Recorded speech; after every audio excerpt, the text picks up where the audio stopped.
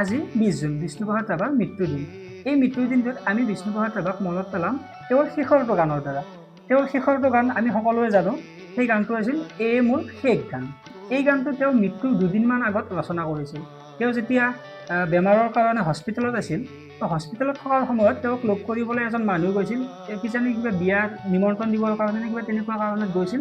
আৰু তেতিয়া এই বিয়াৰ চিঠিখনৰ পিছফালে তেওঁ এই গানটো লিখিছিল, আৰু গানটো আছিল এই মোৰ শেষ গান।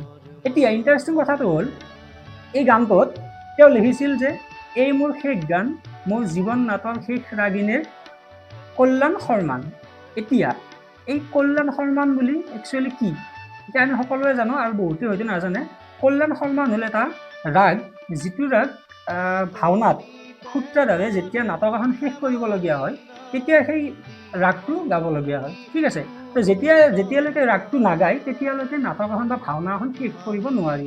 আৰু সেই কথাটোৱে বিষ্ণুপ্ৰসাদ ৰাভাই জীৱনৰ নাটখনৰ লগত সেই কল্যাণ সন্মানৰ ৰাগটো তুলনা কৰি কিনে কৈছে যে তেওঁৰ জীৱনৰ শেষ সময় আহি গৈছে, গতিকে জীৱন নাটৰ শেষ ৰাগটো কল্যাণ সন্মান, গতিকে তেওঁ সেইটো গাইছে। গতিকে ইয়াৰ পৰা কৈ তেনেকৈ জীৱনৰ পৰা বিদায় মাগিছে। আৰু যেতিয়া তেওঁৰ যেনেকৈ মৃত্যু হ'ল, মৃত্যু হোৱাৰ পিছত গানটো দুদিন পিছতে গানটো খগেন মহন্তদেৱে তেখেতে বাণীবদ্ধ কৰিছিল। আৰু কোৱা হয় যে যেতিয়া বিষ্ণুপ্ৰসাদ ৰাভাৰ মৃত্যু হৈছিল, তেতিয়া তেওঁ চিতাৰ সন্মুখত 4টা ৰেডিঅ'ত হৈছিল, আৰু ৰেডিঅ'ত বাজি আছিল